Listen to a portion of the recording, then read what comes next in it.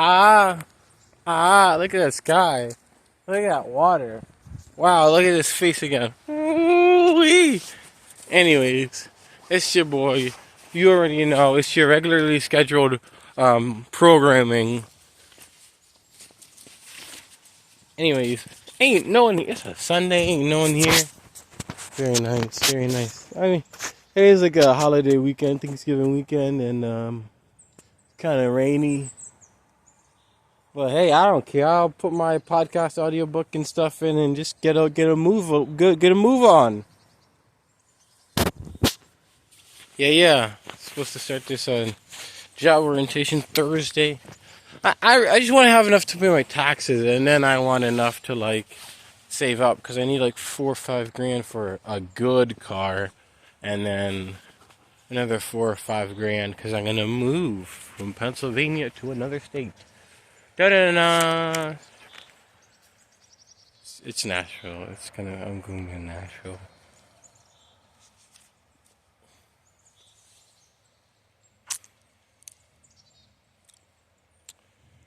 Yep. I don't know. I kind of have this thing about like just it's like a saying I have. It's like just keep it moving. No, it's not. I said this before. That old man Joel told me this. He was like, Whistly, keep it moving. Oh, that's nasty. And he was like, keep it moving. And I just feel like I trust God, but also I just trust the flow of life. It's like if I'm going, I'm not gonna cross grain. I'm gonna go with the flow. And it's like I've went to Kansas already. I've lived in Pennsylvania. And the South has it's the South. But it's like I went to one of like the library downtown, and it was mad dope. And I was like, yo, I can write here for a long time because it was like huge. See, it has like a really good infrastructure for, it's very peaceful. It's very like Nashville, Tennessee, very very quiet. Not in like an Erie, Maine type of way, or Vermont. Not Erie like quiet. It's just, but that also it's more peaceful up there. Nashville is more just like quiet. Which is good for me, who's had like a crazy life, to just mellow out, go to the library and write for a few hours, 3 hours, maybe even 4 hours, come back, do like a little thing, or I don't know. I just feel like I can spend 20 years just going to the library like every day, working like a regular crappy job, and still like love my life, and still. Obviously, I'm gonna be successful far before that, but it's like worst case scenario. I'd be happy with that rather than be here. Save up all this money for what? It's like you have to decide what you want to live, like how you want to live your life. But also, like you can't live in like Hawaii or like the Fiji, or the Bahamas for the rest of your life. You get bored eventually. Vacations are good for vacations. I mean, some people like it. And they're like, yeah, I would live there, but most people wouldn't want to live in like these like tropical vacation places forever. They just wouldn't. And everyone's gonna work. I want to be like, I don't want to work, but I'm still gonna work. Like I'm still gonna do projects and like artistic projects and creative projects I enjoy.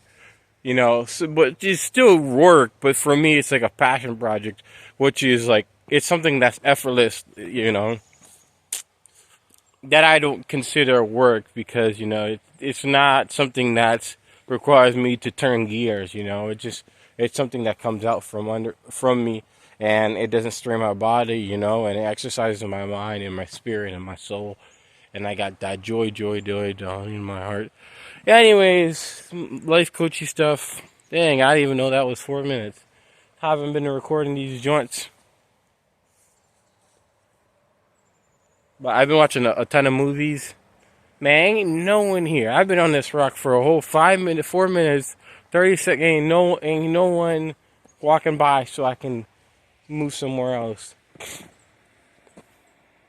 Oh, I guess, and it's Sunday, so I mean, ain't no one here. So, I guess we're doing this whole video on this rock here. Let me give you a...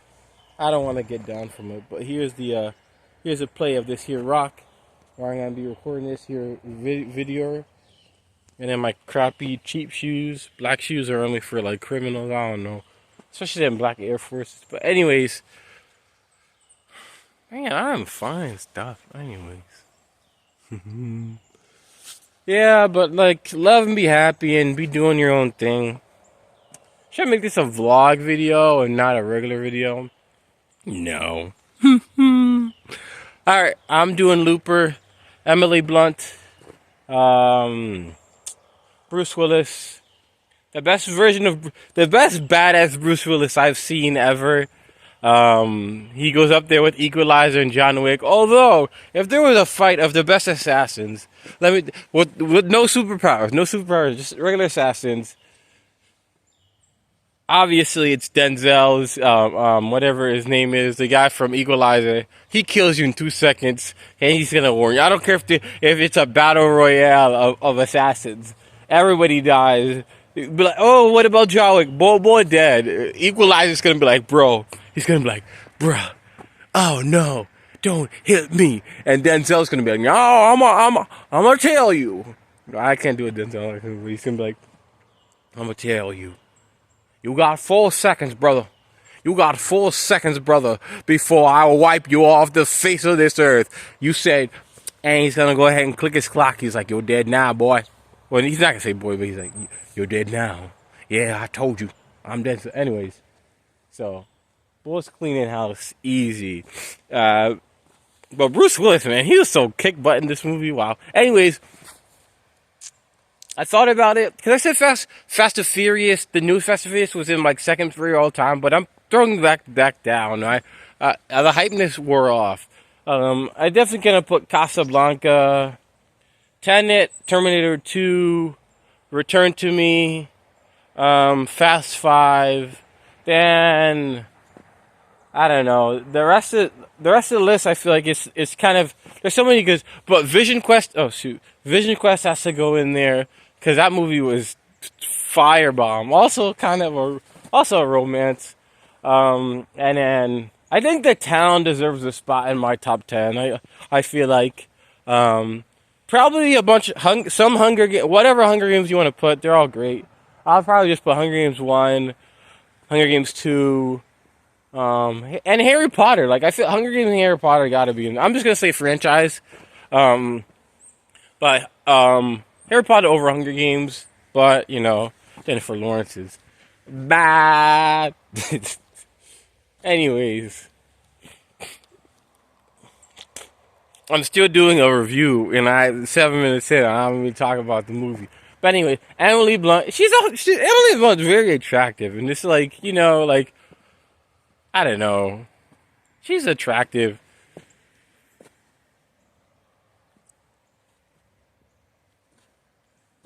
She has like I don't know. It's not like she's refined. It's just that she has her fashion choices like kind of, it's like classy, like rich people, like not like the old school rich, classy, like a sweater and then maybe like a collar shirt underneath.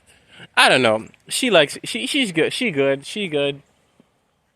I know she's married to John Krasinski. Because I was about to watch Quiet Place, but then I was like, this is boring. The whole movie's going to be like this. And I could skip to the end. But anyways, there's somebody walking, but but it's only one person. But Bruce Willis was outstanding. Probably the best role I've ever seen Bruce Willis in. And then I have Bruce Willis. Jason Gordon-Levitt this is probably one of the best versions of Jason Gordon-Levitt that I've ever seen, but it was a good version of Jason Gordon-Levitt. Oh, you're going up here? Yeah. This was a good version of Jason Gordon-Levitt. Like, I mean, he was just so good in this. Like, he was like in Batman. He kind of like I've seen like not John, but there's a lot of like Jason Gordon-Levitt scenes where he's just like this, he's Jason Gordon-Levitt, he's not really like playing a character. He's just like this charismatic, upbeat type of character. But in this one, he's also Jason Gordon-Levitt, this upbeat, charismatic character. But it's really good. Like I think In Time deserves for me personally, In Time is top 25. Manchester by the Sea is top 25. I should probably put a top 25 list together, make a video about that, put a bunch of work into it. Jason Gordon-Levitt. Yeah, I don't like. I kind of don't want, like, that's why I like reviewing movies and being hype about movies, but I don't want to spoil movies or nothing like that. But Jason Gordon-Levitt was great in this movie. Wow, what a performance! Everybody was good. Emily Blunt, Bruce Willis, Jason Gordon-Levitt. But this is you have Juno, one of the best scripts ever. Obviously, Casablanca, probably the best script ever. And then Vision Quest, I think, is a strong script in itself. And then I'm putting up Looper 2012, which is a movie I'm reviewing, because I think Looper 2012 or 2012 is probably easily one of the best scripts. Not easily, but it's definitely. I would say it's those top 4, those top 5 of the best movies I've seen.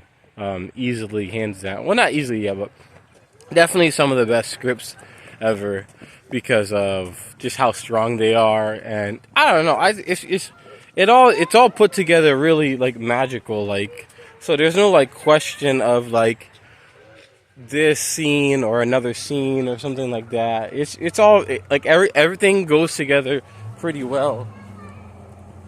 Yeah. Where, like, I'm not really, like, I don't know, like, let me break it down properly. There's, like, this movie is just perfect. I don't know how to say it. It's special in every way that matters. Yeah, it's crazy. I don't like this. I think this is like I haven't been, like, as spellbound. This is a spellbounding movie. I haven't been as spellbound by any movie since, like, probably, like, Casablanca, The Town, Sicario, where it's like the moment, like, the movie started, I'm like, you know, like, it's like I'm sucked in, and I'm just like, you know, it's like an experience, and you just, you know, it's like a roller coaster ride, you know, you're in it for the long haul, and the second it starts, you're like, you know, it's like the first time you ever rode a roller coaster. I only ever rode a roller coaster once, and it was a dinky one. But you know what I'm saying? Like, it's very gripping. And this movie is just so sensational. The way it's woven together, the way it flows together, it's a very, like, movies already are very centrifugal, where, like, it goes in a circle, and there's a lot of themes that come up later, and everything's connected, you know? But this movie is just so good, you know? It's not corny. There's a lot of movies that, even in, like, stinking Casino Royale or something like that, there's, like, a scene where, like, Daniel Craig is, like, looking through a window, and he's like, and he just does this just so that you know, the viewer can see him, you know, peeking through.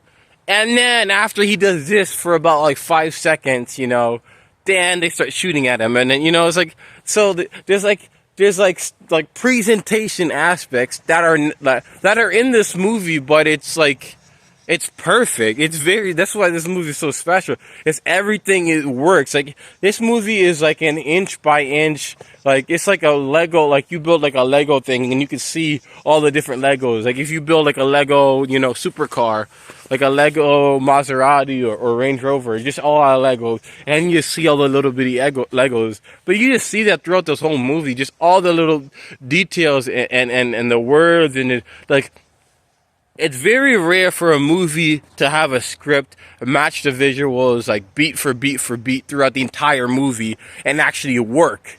This movie did, and it was great. And it's a thriller. It's an action movie, but in a lot of ways, it's a mystery, and it's like, you know, this uncovering of the details of this story. It's like, it feels like Quentin Tarantino wrote this. But he didn't. But it really feels like Quentin Tarantino showed up for work and did this. But Quentin Tarantino didn't do it. But it just feels like a Quentin Tarantino, because there's so much detail, and you could feel the heart and the emotion of the characters, you know. Jason Gordon-Levitt, and, like, just the intro, I think, because when I was watching it, there's yeah, but like anyways, like as I'm watching this, it's like the first 10, 15 minutes in, it felt like I was like halfway through the movie because of just the story, the way it pushed it. So you like start off and you see this like basically this cool, really good and interesting original like concept of like in time, and he's like basically this hitman. He's this hitman for the future to dump their bodies, for all these high criminal organizations. And it's like, all right, first of all, cool. And then his costume is cool. His gear is cool. They got these guns, the language. They're basically, they're a pseudo police department of assassins. That's basically taking care of the business of these future people. Just a concept of everything. The futuristic world makes sense when the guy's walking up to his car and he's like, yo, back away. It's just this homeless person, because you can't trust anybody. It's just a wild, wild west futuristic world, and he has this futuristic car and everything is, but it still feels real. Like the world building is good, and then just the whole story of the son, the character Bruce Willis, fighting for his life, Emily Blunt fighting for her son, and then just all the different characters and everything in all the different details in this movie. I would say this movie is totally magnificent, very fun. And like this, I don't know. There's so much connectivity that's like eloquent. This movie is very eloquent, and just like I don't want to just tear the movie apart, so you don't like have nothing to watch if you actually watch it, or you've already watched it. But like, if you already watched it, you're gonna know what I'm talking about. Just hearing my perspective of it. But yeah, it's so dope. I don't think I've ever seen a movie ever be this, except probably Casablanca. Like this, I gotta say, Looper, 2012 masterpiece. Like off rip, it's an instant classic, and it's a flawless movie. Like that, like I'm probably gonna go home and watch it 2-3 more times, because there's just so much there. Like it feels like a Christopher Nolan. It feels like a Quentin Tarantino piece, but it's not. Alright, it's starting to rain. But it's not a Quentin Tarantino piece.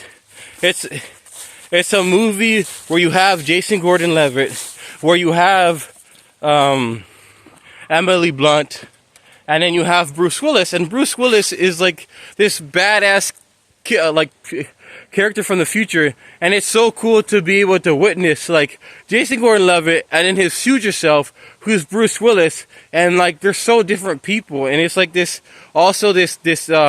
commentary on time and just how we develop his future, because in reality they're basically two different people, but it's 30 years down the line, and then like a million and one things can happen in the future, a million and one things can happen down the line and in the future, and like who knows what the story is, who knows what happens, But anyways, it's training and I don't want to ruin my phone. But this movie is marvelous, outstanding. I love the commentary. I love the pacing. I love the dialogue. I love how the script is in sync with the story, with the characters, with just the overall movement and motion of the film. It's not corny. It works. Everything makes sense. And it's just super enjoyable to watch. It's just super fun. The concept is really, really good. Like, In Time could have been this good, but, it was a little more tacky. And it wasn't even dead. It was Justin Timberlake. They didn't take, some of the sets or just some of the dialogue. See, like, they had, like, the people they cast in the time. They got Cillian McMurphy and a bunch of random actors, They should have got actors who have more gravity. They should have had a better supporting cast around Cillian McMurray, and to really carry the film forward. I watched Lincoln, and Lincoln had all these actors. Even if they couldn't afford it, I feel like I'd rather you get the top theater actor, pay him nothing, or pay him a fair wage, obviously, rather than some if you couldn't afford some A-lister, gusto person. I'd rather someone who can act than someone who not can act. But anyway, it's raining. Looper is great. Great. Anyways, it's raining. Go watch Looper. It's good.